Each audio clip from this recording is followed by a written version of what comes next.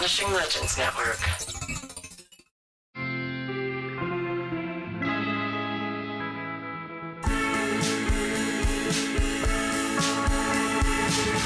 Hey everybody, I'm so glad we're all together tonight. Merry Christmas, Happy Hanukkah, and Happy Holidays to everybody who's listening.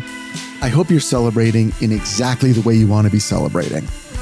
I'll be with my whole family, but that's my problem. All the kids are going to be here, Dashiell and Spencer, and Dad is flying in from New York, so we'll be having some Christmas Dad and some Hanukkah Dad, and no Kwanzaa Dad, as far as I know, but if that changes, I'm up for it. No, I love it when the family's together and I'm in another room, but I like hearing them. And that makes me feel good when they sound happy, they're muffled voices, but I don't have to do anything. The housekeeping tonight, there isn't any housekeeping. It's all you keeping. I just can't thank all of you enough for supporting the podcast this year and supporting what we do here. And I'll be honest, I'm not even sure what it is we do here, but I'm going to keep doing it until they pry the microphone from my cold, dead hands. And even then, I'll probably do one more season on the Spiricom. So thank you for all of your emails, your comments on the Facebook page, all the reviews on Apple, and now on Spotify. Now that Spotify has decided I'm allowed to see your comments, really, I cannot express to you how much those have meant to me this year. I really do have the best listeners, and certainly the best looking listeners, which I did not expect, but which is a delightful surprise.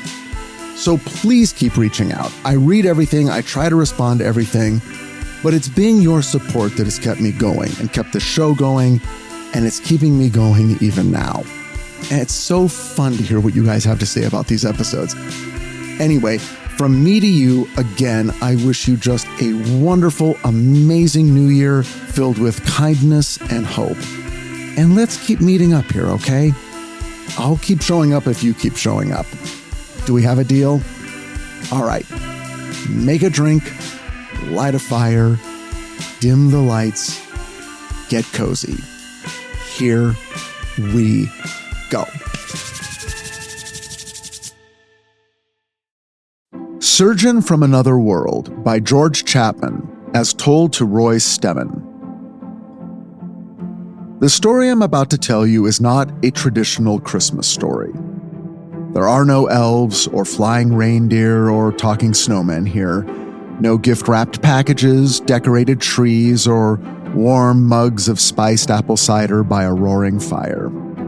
And yet, in the most important ways, Surgeon from Another World, W.H. Allen, London, 1978, is the traditional Christmas story.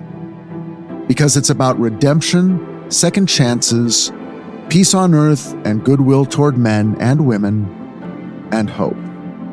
It even has ghosts. One other thing, it's true.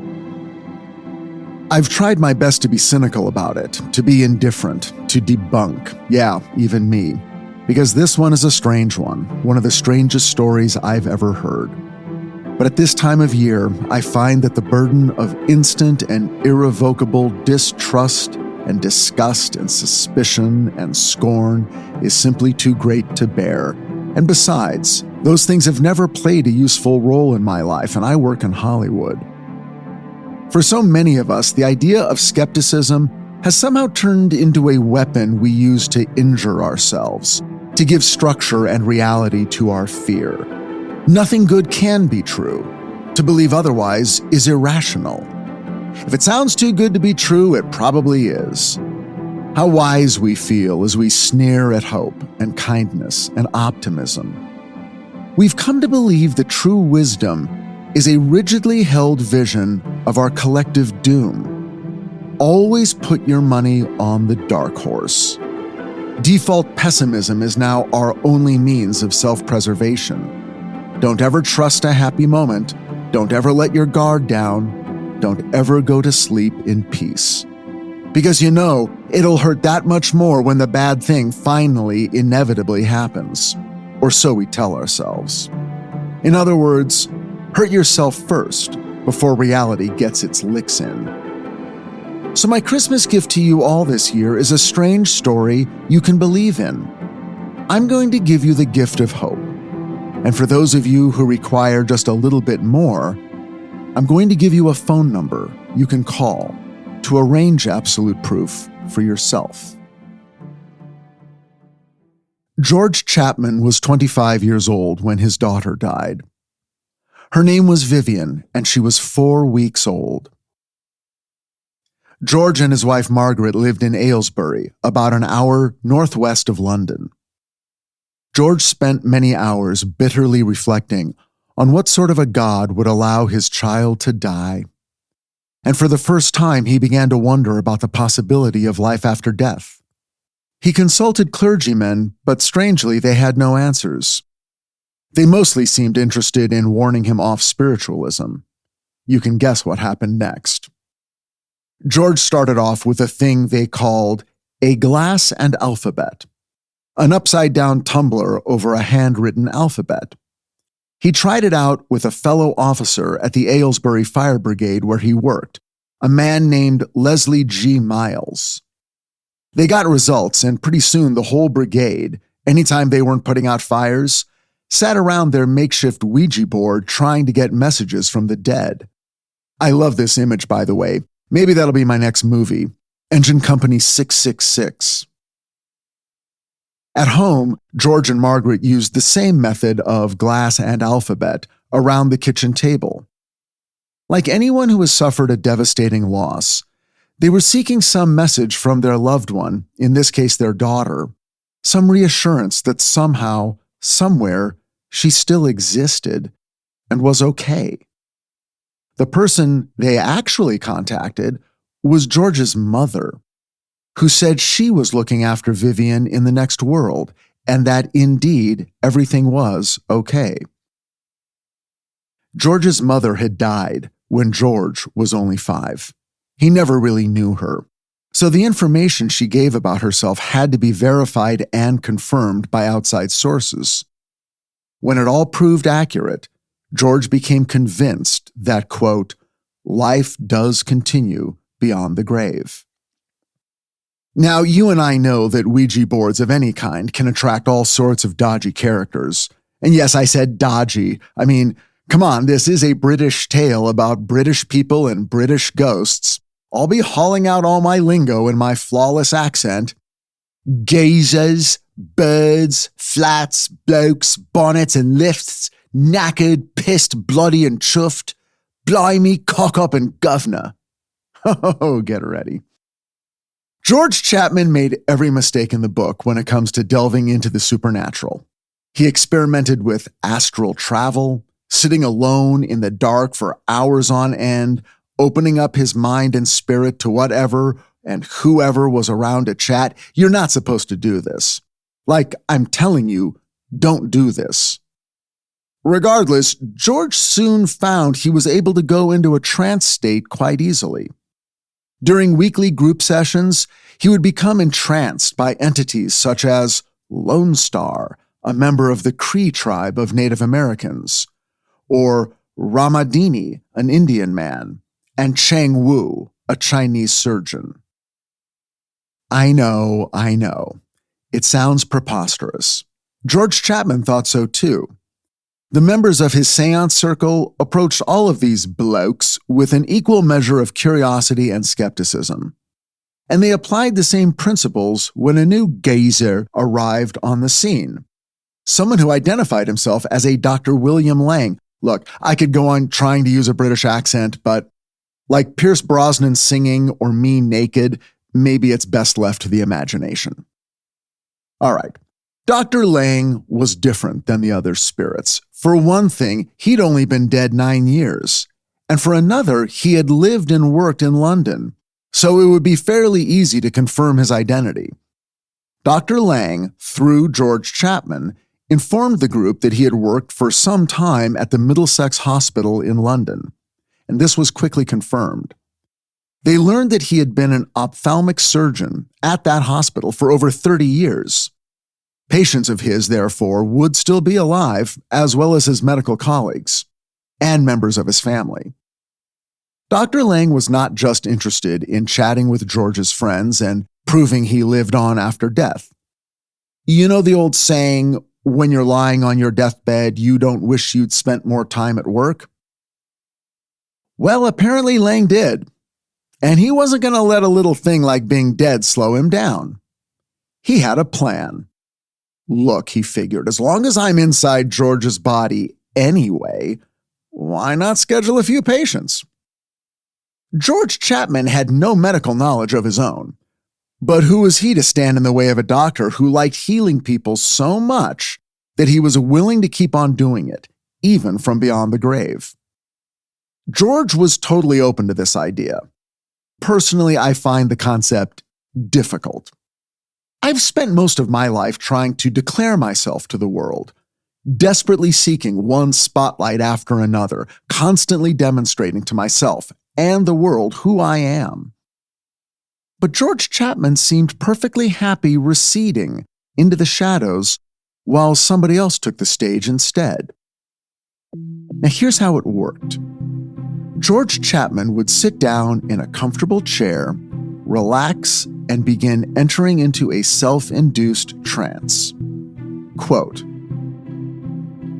"After a short while, I feel a heaviness of the head and a strong pulling sensation that occurs at the base of my skull as I begin to enter an altered state of consciousness. Then I feel very tired and fall asleep, or so it seems to me. While Dr. Lang is in control, I know nothing about the patients he has seen or what has taken place." Okay, to review, George Chapman goes to sleep, then wakes up hours later. He remembers nothing, but during that time, he, or really Dr. Lang, I guess, has been meeting patients with a wide range of serious medical issues, some of them life-threatening, and he's been treating them. So on a typical day, George might be in a trance for 7 or 8 hours, while Dr. Lang inhabits his body and treats up to 50 patients. They would do this at George's home in Aylesbury, and also at clinics across Europe and the United States. Their partnership, that of Dr. Lang using George Chapman's body to carry out spirit healing, began in 1945 and continued until George Chapman himself died in 2006. 60 years. It's strange to think of a case like George Chapman. Imagine allowing your entire being to disappear while another takes your place for the majority of your lifespan. What a mind-blowing abdication of ego. What a breathtaking act of trust. What a staggering level of belief and devotion. And what did George believe? That life after death was an undeniable fact of reality? Yes. What was he devoted to? The opportunity to serve humanity, not with his own hard-earned medical knowledge, because he didn't have any, but by allowing his physical body to be used by a dead doctor he never knew so that others might be helped. And he wasn't even there to see it happen. He'd just hear about it later. Not about what he did, about what Dr. Lang did. When people arrived at his home, they were polite to George, but they were there to see Lang. Lang was the star of the show. George was like his butler, or his chauffeur. Hell, it was like he was Lang's car, just the vehicle to get Dr. Lang where he needed to be to do what he needed to do. I couldn't do it. I want to be known for me. I'm the sort of tosser who puts his own name in the title of his podcast, and I ain't exactly Oprah Winfrey. Now, as I write this, I'm sitting here in my office, staring at my paranormal bookshelf. I have Christmas lights strung over the Houdini poster on the wall to my right, and Christmas lights all around the 2 movie posters I have behind me. Candles are lit on my desk, and my cat Stormy, a slim black Bombay, is curled up on the chair by the bookcase, half asleep, but one eye open, making sure I get my work done. I'm about to go meet my older brother John at Griffin's of Kinsale, an Irish pub in South Pasadena, midway between our houses. He loves the place because it's an Irish pub, and he loves Ireland, a place he's been to many times, and I never have. So we meet there every few months and eat fish and chips and drink whiskey, or in my case, a dirty martini, and we're happy to be with each other. This wasn't always the case. When we were kids, we shared a room until the time I was 6. Then John, who was 8, decided he was done having me as a roommate, and he kicked me out. I was banished to the toy room, which got redone as my bedroom. Now that's the story I've been telling myself for 50 years. Recently, I found out it's not true. John told me that he really didn't want me to move out, but I had insisted, repeatedly. Finally, my parents gave in, and that was that. The fact is, I've been drawing a line between myself and my brother for as long as I can remember. The biggest time was a bizarre pact I proposed when I was in the 6th grade and he was in the 7th. It was time for the talent show auditions at Brightwood Elementary School, and I heard that some teachers were encouraging John to try out. The talent show was my gig, had been for years, and the fear that John would suddenly swoop in and outshine me was real. John was way more popular than me. It was a risk I could not afford. So I went to him with a deal. We'd divide the city. He'd stay out of the talent show, and I'd leave student politics alone. That was more his area anyway. In fact, he was in the middle of a bloody campaign for class treasurer, which he saw as a necessary stepping stone from which he could ascend to his real goal, that of 8th grade class president, where he would rule over us all with, frankly, a friendly fist. Anyway, I was praying he'd agree to my outrageous terms. I gambled right, and he took the deal. Look, grade school is always tough for younger siblings. Every year I'd go into my new homeroom, and the teacher would say, "Oh, you're John Hatem's little brother. I just loved having him in class last year. Are you as smart as he is? I bet you are." I wasn't. When I was really young, I thought my name at school was Jarich, because that's what every teacher called me for the first half of the year until my name and myself as a person finally came into focus for them. It wasn't John's fault that he was older and smarter and everybody liked him, but I didn't let that stop me from holding it against him. John never did the classic shitty older brother stuff. He never teased or bullied me. He never put me down or stepped on me to make himself bigger. It's hard to work up a good sibling rivalry with someone who doesn't know your rivals and who loves you and wants nothing but the best for you. What an ingeniously evil stance. But that doesn't mean we always got along. And regardless of who originally wanted me to move out, there was one time John definitely did want me out of his bedroom. I remember it vividly because it resulted in the only broken bone I've ever had. It was summer 1979, and I was bored, looking for trouble, and probably acting like an asshole. It was one of those dreadful, hideously hot, endlessly dull days in late July. In just a few weeks, John was heading off to Alhambra High School, and for one glorious year, I would have Brightwood Elementary School all to myself. He'd be at one school, and I'd be at another. Isn't that what I'd always wanted? Anyway, I was hanging out in John's room, and he'd had enough of me, so he told me to get out. I didn't feel like leaving yet, so John decided to help me along by grabbing a handful of my hair and pulling me out of his room, walking backward as I followed. That's when I got a great idea. I'd spent all summer watching the Rockford Files. Why not pull a Rockford and punch John in the stomach? So I reared back with my right arm and swung up as hard as I could. He saw this coming and twisted away. Now, to this day, he insists I was trying to punch him in the balls, but I swear to God I wasn't. Rockford would never do that. Anyway, I ended up punching him directly on his hip bone, and a lightning bolt of pain shot up my arm from my wrist to my shoulder. I don't know if I fell down screaming or just quietly shambled off to my room like a wounded elk, where I stewed in pain and shame from this very un-Rockford-like move. I ended up soaking my hand in ice water all afternoon and evening. It wasn't until a full 2 days later that, with my hand still swollen and the pain unrelenting, that I told my parents what had happened. And my dad drove me down the hill to the urgent care clinic on Atlantic Boulevard. The x-ray showed that the metacarpal bone, the one that ran along the outside of my palm below the right pinky finger, it snapped in half. In half. The doctor said he was going to have to set the bone. He said he would give me a shot to numb the area, but it would still hurt.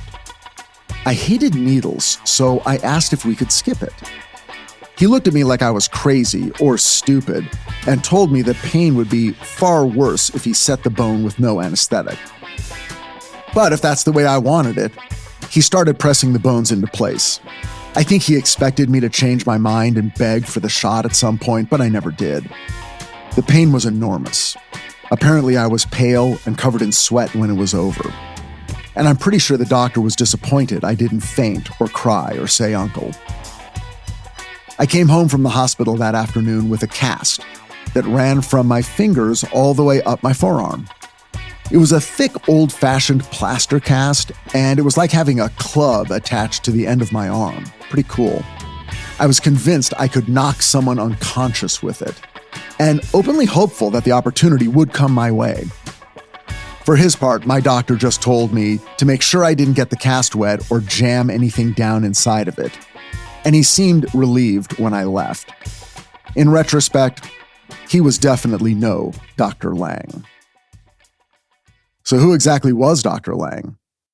Well, William Lang was born on December 28, 1852, in Exeter, Devon, England. And he was educated in Switzerland, and at the age of 18, he entered the London Hospital, where he qualified 4 years later as a member of the Royal College of Surgeons. From here, I could go on to describe the details of his career as an ophthalmic surgeon, but I won't. Talking about eyeballs is bad enough, but this guy cut into them with a knife. And I get it, he was doing it to help people, but come on. Suffice to say, among eyeball cutters, he was considered top shelf. But to get a sense of Lang as a person, I'll quote from his obituary, which appeared in the British Journal of Ophthalmology when he died in 1937 at the age of 85. Quote, "Those of us who worked with him and remember him often have his name upon our lips when we meet one another, and we will always remember that dapper little man, always good-tempered, always courteous, always full of sound advice. And when we all foregather in the Elysian fields, there will be but one pleasure that we will all wish: to see him again perform a glaucoma iridectomy." Well, who wouldn't? The ironic part of this obit is that the author seems to naturally assume that Dr. Lang would somehow continue performing surgeries up there in the Elysian fields. And of course, that's exactly what happened. Well, not exactly. Just what did Lang do through the body of George Chapman when he operated on living human beings? When most people picture psychic surgery, they recall footage they might have seen from the Philippines, or maybe they vaguely recall the Brazilian psychic surgeon Arrigo, known as the, quote, surgeon of the rusty knife. Those surgeons claim to heal by literally removing tumors from inside physical bodies. You can see the tumors. Often there is blood. It looks like magic, and of course there are skeptics who claim that's all it is. But George Chapman and Dr. Lang did things differently. According to Lang, we each possess 3 bodies: the physical body, then a less physical, more gossamer body called the etheric body, which acts as a sort of go-between from the physical body to the final of the 3 bodies, the spirit body, the most gossamer body of all. Some of you thought you had just 2 bodies, your physical body and your spirit body. You fools! Let me break it down for you. When your physical body dies, you still have 2 left. The etheric body is your ghost. Now, this is the body that appears to your relatives the minute you die, freaking them out and making them send letters to Fate magazine. But after a few days, even your etheric body can't keep up these shenanigans, and it too dies, freeing up your spirit body to dash off to the Summerland. This is your soul, the real you, formless and shining and eternal, and apparently just dying to perform another glaucoma iridectomy. Are you with me so far? Lang's spirit body slips into George's physical body. Then, using the magnetic energy of George's etheric body, Lang engages with your spirit body. He raises your spirit body up a few inches away from your physical body, and it's on this body that he performs his spirit surgeries. No incisions, no blood, no tumors getting tossed into buckets. If you were in the room while this was happening, and there always was another person in the room, it would look like George was twiddling his fingers a few inches above his patient.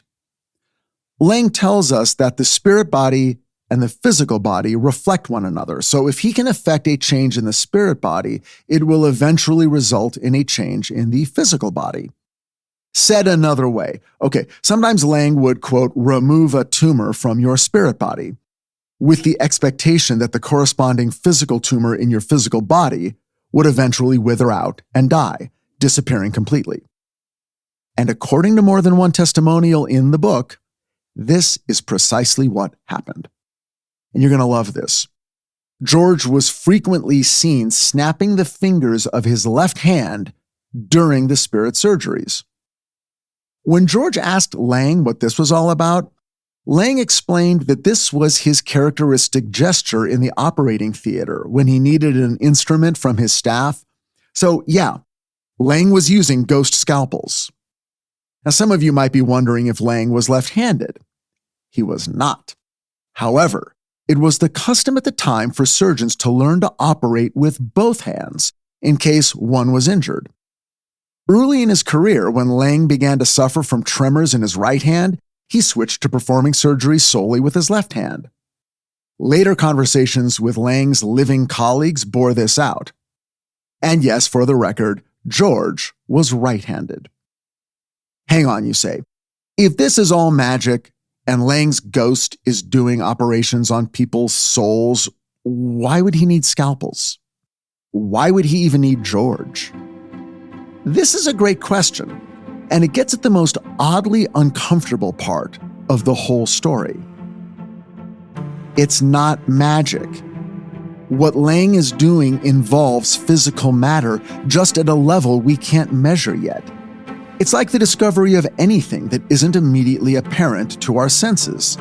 At first, it seems like it doesn't exist, until we develop ways to measure or harness it. Visible gases, radio waves, microwaves, X-rays, anything microscopic, right? I've never seen any of these things with my naked eyes, but they exist.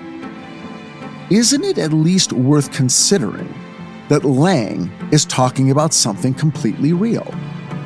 It all still involves the manipulation of some kind of matter, even if the matter in question is so gossamer that we do not yet have a way to measure it. When questioned, Lang doesn't sound like a god. He sounds like a weary healthcare professional. It's been theorized by some that Lang intentionally resisted and delayed his spiritual evolution for the sole purpose of remaining earthbound so he would be able to work with George. The implication being that Lang himself is more physical and earthbound than other recently dead spirits. But not all. Check out what Lang says about where he is now. Quote, George and I are busy 7 days a week. But in addition to our work together, I have the labor of a large hospital on this side. I could not cope with all the work involved without the constant help of my team of doctors, surgeons, and others here. Did you catch his reference to the hospital there, where he is? And the other doctors and surgeons that help him? Did it ever occur to you that you might have to go to the hospital after you die? According to Lang, it's the way of things. Here's more. Quote, I cannot be in two places at the same time. It is simply not possible for me to undertake healing through other channels than George, even if I had the inclination, which I do not. There is also a spiritual limit to what can be accomplished. Contrary to what some may say, the spirit does tire due to effort and energy expended. There has to be time for relaxation and recuperation. George Lang's case seems so strange, so singular. I can honestly say I've never heard another one quite like it. I always assumed that once we died, we stopped working so hard. Or at the very least, we wouldn't become exhausted. But according to Lang, that just isn't so. His greatest responsibility as a ghost was to continue taking care of the living. For my brother John, apparently, taking care of me was his greatest responsibility. I never asked for this, and I'm not sure my parents did either, not explicitly at least. But John knew the deal. He didn't have to be told. He was my older brother. Apparently, that was a massive job, and he wasn't about to fuck it up. The final week of summer was our family's traditional trip to the Catamaran. The Catamaran was a rundown hotel on Mission Bay in San Diego, and John and I looked forward to this trip all year. The wallpaper in the rooms was peeling, and the bedspreads were threadbare. The faucets never seemed to shut off completely, and there were dark stains around the drain in the tub, but it didn't matter. This was our place, and we loved it. The minute we got there, John and I piled out of the car and ran for the two vending machines tucked away near the hotel laundry room that always reeked of bleach. We scanned the numbered slots looking for the weird stuff we didn't get in LA. Bright yellow banana moon pies and Fanta pineapple soda and those orange peanut butter cheesy cracker snacks that came in a pack of 6. Everything was a quarter, and our pockets were bursting with the quarters we had saved all year, and we felt rich. Next on the list was the dock. This was the splintered, moldering pier that floated out into the bay and moored the sailboats and catamarans and pedal boats. The pedal boats were the only ones kids were allowed to rent on their own, and anyway, the only thing we knew how to run. You just sat side by side with your feet working the pedals and slowly navigated your way around the bay. After checking to make sure everything was there just as we remembered it from the last time, we made the sentimental journey to the rusty swing set that sat listing beside the huge drainage pipe that emptied into the bay. Drifts of yellow kelp revealed by the low tide were strung through a sagging cyclone fence, its purpose long forgotten, and great clouds of seaweed flies swarmed everywhere. We were in heaven. After getting settled into our room on the 10th floor of the hotel, John and I came up with a great idea. He'd take the elevator down and walk out onto the grassy field below the hotel balconies, and I'd throw down the baseballs we'd brought and see if he could catch them. And he did, he caught them all, but afterwards he realized his fingernails were bleeding, so we had fun. Then later we took a long walk around the bay, but I was tired and complaining by the halfway point, so John had to stop for a snack break at the Hyatt Hotel. This was the nice hotel, and I didn't think they'd let us in because we were basically unaccompanied kids. But John said that since we had money, we could go wherever we wanted because people always wanted your money. So we sat down at the patio cafe, and each of us ordered a small glass dish of orange sherbet that tasted like St. Joseph's Children's aspirin. And as it turned out, John was right, and the waiter treated us just as politely as he did the grown-ups. And when we left, John paid for us both and gave the waiter a 20% tip. All of it in quarters. When we got back to the catamaran, we swung through the lobby where we made the greatest discovery in the history of all mankind. Among the coin-operated news racks that lined the hallway to the restrooms was something I'd never seen, something I never thought possible. It was a Playboy magazine news rack. For $2, that's just 8 quarters, we could own the July 1979 issue of Playboy magazine. No adults required. They'd never know. it would be the crime of the century. John, should we do it? I wasn't really asking. I already knew the answer. Of course we should do it. But I wanted to savor this moment with him when our brotherhood crossed the Rubicon from childhood into full-blown teenagerdom. We're not going to do that, he said. Looking back now, I should have seen this coming, but somehow I didn't. What are you talking about? We can actually buy a Playboy. Come on. We're not supposed to. We're not 21. Who cares? We're not stealing it. We're buying it. Are you going to tell mom and dad? Of course not, I yelled. Then we're not doing it. There's nothing wrong with it, I said. We don't need to tell them everything. If there's nothing wrong with it, why aren't you going to tell them? Why was he doing this? We'd been having such a good day. This could have made it legendary. I knew guys whose older brothers bought them weed, and now mine was balking at a Playboy. Come on, John, please. You can do whatever you want, but I'm not going to do it. Which made it no fun. I didn't want to do it alone. I wanted to do it with John. We never did bad shit. This just didn't seem that bad to me. Either way, the moment was gone. We weren't on the same side anymore. You know what, John, I said, I don't need a third parent. I walked away from him and headed to the rusty swing set for a good long sulk. You're probably picturing me sitting on the swing and sort of staring down sadly and dragging a toe through the sand, but that would be inaccurate. I was swinging like crazy. High, hard swings. Not out of anger, not really, but because it felt good. It calmed me. One rust-eaten leg was uneven in the sand. It lifted and chunked back down with every swing. The third parent thing was real. It wasn't the first time I'd felt this way. On the TV shows I watched, there always seemed to be a clear dividing line. It was the kids against the grown-ups. This was so seductive, but like most things on TV, I assumed it didn't happen in real life. In real life, my real life, the kids took care of the parents. For instance, I had to make sure not to, quote, get on the last nerve of my mom. Or if my mom told me to get out of her sight, I had to make sure to do it or it would drive her crazy. So she would have no choice but to give me something to cry about. I couldn't do anything at school that would reflect poorly on my parents. No bad grades, no bad behavior, ever. Because, it would embarrass them. Who knew I had such power?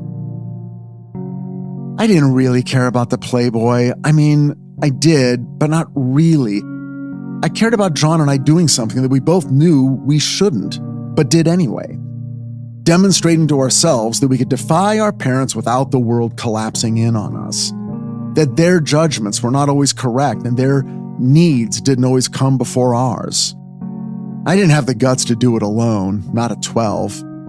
But when the chips were down, John sided with them. He took care of them, not me.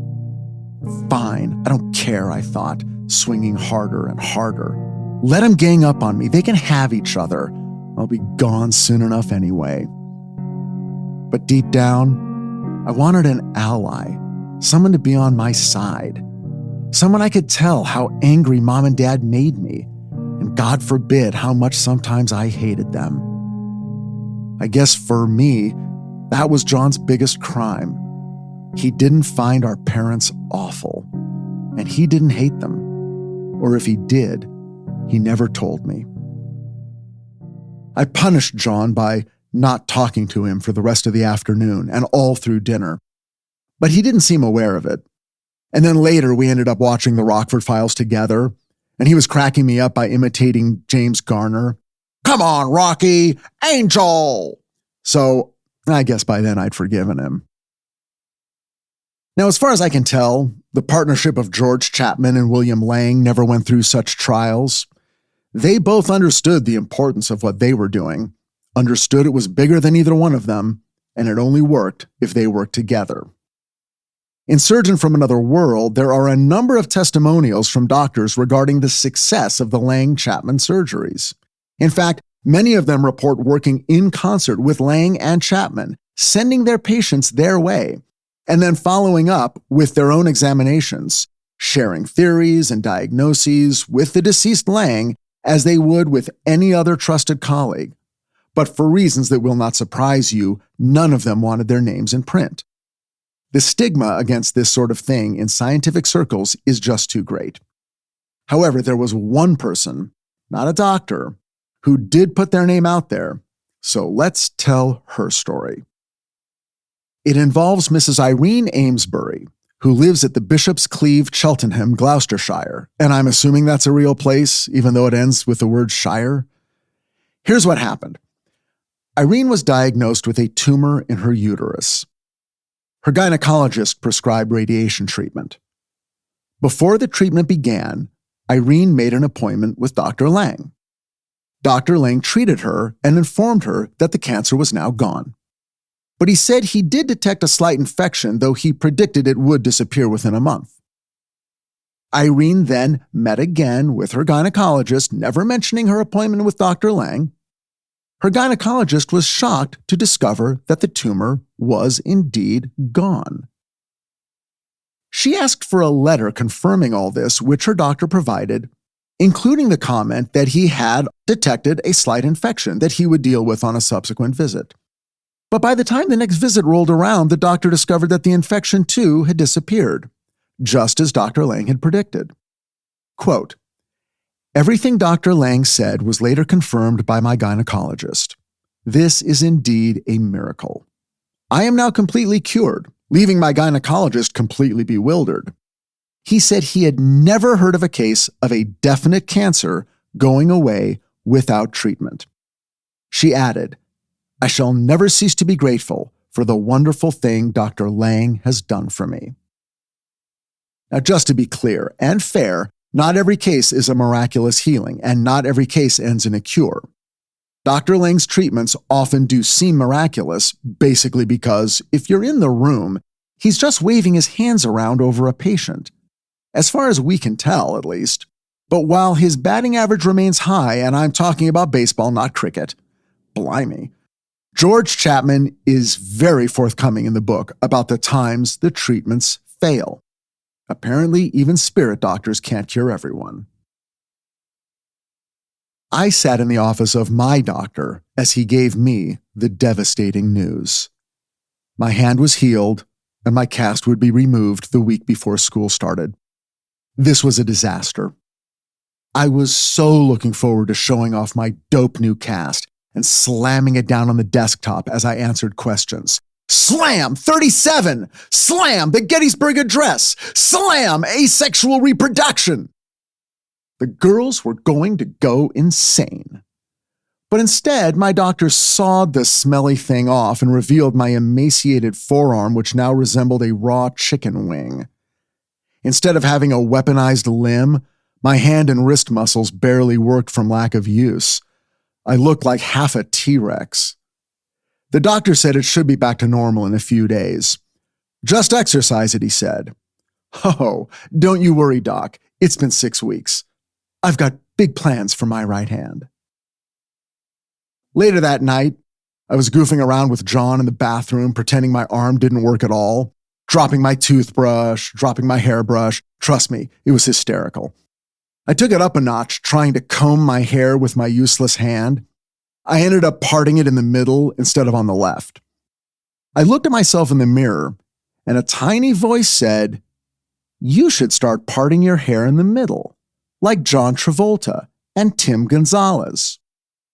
John Travolta was a huge international movie star, and Tim Gonzalez was the coolest kid at Brightwood, so everybody loved Tim Gonzalez. He wore Vans and cords and OP shirts and a puka shell necklace, and he had long black hair parted in the middle. The girls had crushes on him, and the guys thought he was cool. Even the teachers loved him. He was that rare kid who threw off delinquent energy, but secretly got straight A's. I threw off geek energy and was a B student at best, but Tim and I were friends, and that meant something. I wasn't going to change my whole wardrobe, but parting my hair in the middle, for me, that felt huge. I told my brother I was going to do it. He said, "You better check with mom and dad first." I've discussed my relationship to John with every therapist I've ever had. Why didn't we have the same memories of growing up? Why wasn't he the witness to my childhood that I so wanted him to be? For a long time, I put it down to, well, two people can watch the same movie and have different reactions to it. But a few years ago, my therapist put it on entirely different terms. Quote, "Your brother has different memories of your childhood because he had a different childhood than you. He grew up in a different family." Well, what the hell was she talking about? Well, she said, John's formative first 2 years were spent in a one-child home. My parents were different parents to him than they were to me. They both focused on one child. I, on the other hand, grew up in a two-child household. Different challenges, different dynamics for everyone. The more she explained it, the clearer it got. John and I hadn't seen the same movie. We'd seen different movies. We'd been in different theaters.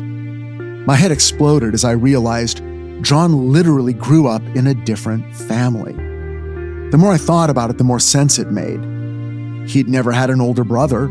I'd never had a younger brother. I mean, I know it sounds obvious, but I suddenly couldn't stop thinking about all the ways our lives had been different from each other. And it no longer felt as simplistic as, he thinks our parents were great and I think they weren't. Because in a very real way, he and I had different parents, and he related to them in a whole different way. It was a wonderful thing to consider, and it was a huge relief, because for me, it suddenly let both of us off the hook. One night, about a month before I graduated 8th grade, my mom asked me if I was ready for high school. You know, not like some big interrogation, just something to say at dinner. So I said, "I don't care about high school. I only care about being in the plays." Which was true. Alhambra High School had an enormous theater, like 1,500 seats, and they put on 2 plays a year, and all I really cared about was being in those shows. It was the one thing about going to high school that I was most looking forward to. You know, the spotlight. And it would be a big spotlight, biggest I'd ever had. So, of course, my mom said, "I don't know about that. Maybe getting involved in plays right away isn't a good idea." Everything went quiet around the table as I died inside. She went on about how I'd need to adjust to the new workload and shouldn't get bogged down with a bunch of side activities until later, maybe. My grades were what really mattered to her. It was just another casual gut punch from mom, which by now I should have seen coming, but like always, I never did. I knew better than to try to fight the issue now. I just have to take the hit and hope for a moment somewhere in the next 4 or 5 months where I could maybe turn things around. But now I had this eating away at me. The one thing I wanted that didn't even seem like that big of an ask was going to be another giant fucking mountain for me to climb. So once again, I was alone, locked in my bunker, filled with anger and resentment, and making my dark plans. A few weeks later, John, who was already finishing his first year at Alhambra High School, said he was going to go to the spring play, and did I want to go with? It seemed pretty cruel rubbing my face in the one thing I wanted but couldn't have. And that isn't how he meant it, I knew that. So I said, sure. That Friday night, we went to see something called Great Moments in American Theater, which was basically a bunch of scenes put together to showcase the strengths of the core drama kids. I can honestly say it was the greatest night of theater I have ever experienced. These people had to be professionals. It was magic. Watching them sent feelings boiling up inside of me. Envy, rage, jealousy, desire, inadequacy, fear. All my favorites. Afterwards, John took me backstage. I didn't want to go. I was too starstruck. It would be too overwhelming, too painful. But before I knew it, he was shoving us through the crowd of well-wishers and introducing me to the entire cast. He knew everyone, and they all knew him. How was this possible? Because he's John Hatem, that's how. They were all so thrilled to see him, but I didn't have time to be jealous or threatened because John kept saying, "This is my brother Rich. He's coming here next year. He's an actor like you guys." And every single friend of his was excited to meet John's brother. One guy, James Christie, had a full beard and said in a voice impossibly deep for a 15-year-old, "Are you going to audition for the plays next year?" I didn't know what to say, so I just said, "I don't know." He boomed out a laugh like that was the funniest thing he'd ever heard. "You'd better," he said. "We need you." In less than 5 minutes, I had met the entire cast. They all knew my name and who I was, and they all insisted that I join drama the minute I arrived next year. I couldn't fucking believe it. When we got home, my mom was already in bed, but she called us in to hear how the play was. And suddenly I felt awful because I knew exactly how this conversation was going to end. But then something happened. John, without missing a beat, said the play was great and that he introduced me to the entire cast, who were all his friends, and they all basically demanded that I audition for the plays next year. My mom's eyes opened wide, with either delight or skepticism. I couldn't tell which. "Really?" she said. "Who?" John reeled off half a dozen names, all kids he'd told Mom all about, all year long. Names I vaguely recalled hearing around the dinner table, but hadn't ever bothered to remember. I could see my mom putting pieces together slowly in her mind, and then smiling, so happy that her older son was shepherding her younger son through the tricky landscape of high school before he even got there. And after all, what parent isn't thrilled when their children seem to be helping each other and getting along? She didn't say much more that night, but I could feel something change. It took me a long time to understand exactly what. John somehow knew that if Mom knew the drama kids were already his friends, then that would go a long way toward her being okay with me doing drama. Because he also knew that what she had said at dinner that night had nothing to do with me handling the demands of high school and everything to do with her anxiety about me going off to high school. He was reassuring our mom that he'd look out for me, like he always did, and that I'd be okay. He was taking care of me by taking care of her. Maybe that's what he'd been doing all along. That night, John didn't feel like my third parent. That night, he felt like my brother. The brotherhood of George Chapman and Dr. Lang was publicly revealed in the August 17, 1974 issue of Paris Match magazine. The author of the article was Robert Barrett, and this guy wasn't messing around. He managed to track down a relative of Dr. Lang's, his granddaughter, Susan Fairtlow. And this was a brilliant move. After all, Lang still had a whole range of living relatives and colleagues. Why not get their take on this? Fairtlow remembers her grandfather very well. Here's what she had to say, and she didn't mince her words. Quote, "When I heard that a healer was pretending to be my grandfather, I found it grotesque. I decided to put this quack to confusion. I obtained an appointment from this Chapman fellow.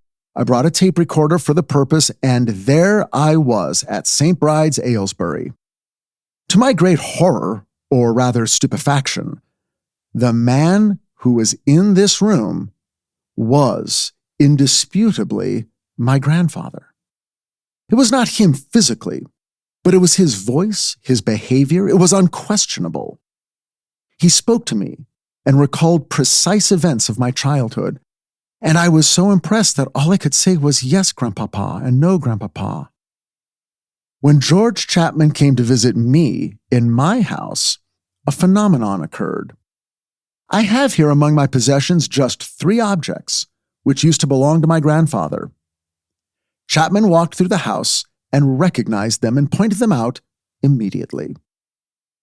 See, that's what I'm looking for. Someone who actually knew William Lang and vouches for him coming through the body of George Chapman. Sure, Susan Fairtlow was a little kid when her grandfather died, but still, she knew him, right?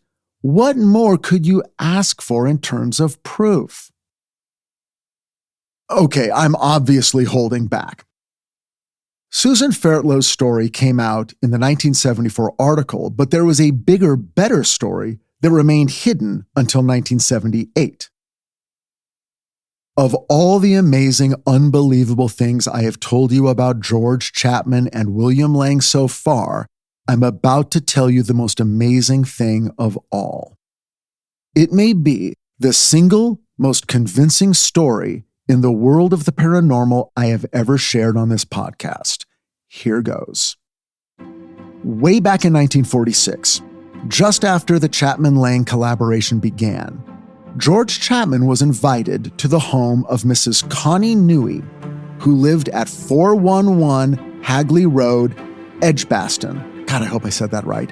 A suburb of Birmingham. She told Chapman the visit was to be a healing session. But that was not the truth, not really. The half-dozen people she had assembled in her home that night were all former patients and colleagues of Dr. Lang, all people who knew him intimately when he was alive, but Chapman didn't know that, and they didn't tell him. They waited for Chapman to go into his trance, and when Dr. Lang appeared, they sprang their trap. An interrogation began. Pointed questions about Dr. Lang's life, work, relationships, secrets, personal details, mundane trivia. The grilling went on for hours. By the time it was over, every single person present was convinced they were speaking to Dr. Lang, who at that time had been dead for over 10 years. What impressed them most, they said, wasn't the answers he gave to their questions as much as the questions he asked them in return about their past and current health issues, their personal lives. He shared idiosyncratic memories of their private conversations. He was, in short, Dr. Lang. One of those in attendance was a close friend of Dr. Lang's daughter, Marie Lyndon Lang. Marie was informed about what had taken place, and a second meeting with only her in attendance was planned. Marie, who was 64 at the time, left the meeting knowing she had spoken with her father. It wasn't just his voice and manner. She asked him about private matters, things only known between father and daughter, which no amount of research would uncover. Marie was so impressed that she requested yet another meeting, this time with younger colleagues and acquaintances of Dr. Lang. Each person began their encounter with their own secret weapons, odd questions, offbeat memories. Again, every single one came away secure in the knowledge that Dr. Lang had indeed returned. So the meetings became a regular thing. The meetings with this group, including Dr. Lang's daughter Marie, took place once a week for 30 years. 30 years. The meetings only ended when the last of the group, Marie Lyndon Lang herself, died in 1977 at the age of 94. And it was more than 40 years later when, for the first time, the names of the medical professionals who took part in those meetings was publicly revealed in the 2017 reprint of the book Surgeon from Another World. Here are their names: Dr. Alexander Cannon, Frank Anderson Jeweler, R.E. Carey, Robert Cecil Davenport, and William Sampson Handley. Biographical details and their individual relationships to Dr. Lang are provided in the book. These were the regular attendees, but dozens of others passed in and out of these weekly sessions to visit with Dr. Lang or to receive healing, or both. So our story ends on August 9th, 2006, when George Chapman himself finally died, having spent 60 years of his earthly life as a daily vessel for the ghost of Dr. William Lang. In those 60 years, thousands of people were healed, and a select few were given direct and unquestionable evidence of life after death. Well, that's your story, children. Merry Christmas. Now off to bed. Santa doesn't come until you're all fast asleep. What's that you say? What about the Christmas gift I promised you? Why, you greedy little sons of... Oh, all right. I guess I did promise you a Christmas gift. What were my exact words? I'm going to give you the gift of hope. And for those of you who require just a little bit more, I'm going to give you a telephone number you can call to arrange absolute proof for yourself. All right then. The phone number belongs to Michael Chapman, George Chapman's son. Because, you see, the story actually didn't end with the death of George Chapman. George Chapman's healing gift was passed on to his son, Michael, who works with, are you ready? William Lang's son, the late Basil Lang. Basil, too, was an ophthalmic surgeon. Come on, Richard, you say, 2 sets of dads, 2 sets of sons, 2 ghosts working through 2 living agents to cure the sick and dying. Are you serious? You bet I am. Here's how and why this is happening in the words of Dr. Lang himself. There is a karmic cycle involving myself, my son Basil, George Chapman, and his son Michael. We have all been associated in previous lives. This will continue to be so on the spirit side and in later reincarnations on Earth. Basil will work with Michael. When George passes into this world, I will reincarnate to the Earth, followed later by Basil and Michael. And so the karmic cycle will go on its way. So there you have it, a miracle, not from antiquity, but right now, ongoing to this very day. Michael Chapman's contact information, including his phone number, is available at my website under the show notes for this episode. He accepts inquiries and requests for treatment from all over the world at no charge. Now, I really must get going. Griffins of Kinsale is only a few minutes away, but I don't want to be late. John is probably already there. Both our parents have passed away now, so John and I try to take care of each other.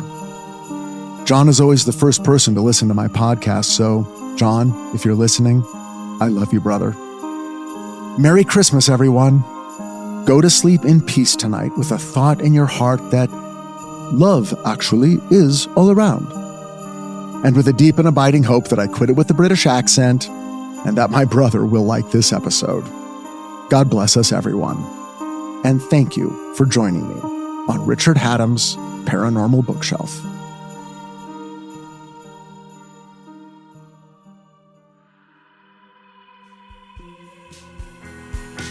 Richard Hatem's Paranormal Bookshelf is presented by Astonishing Legends, 134 West, and Summerland Entertainment.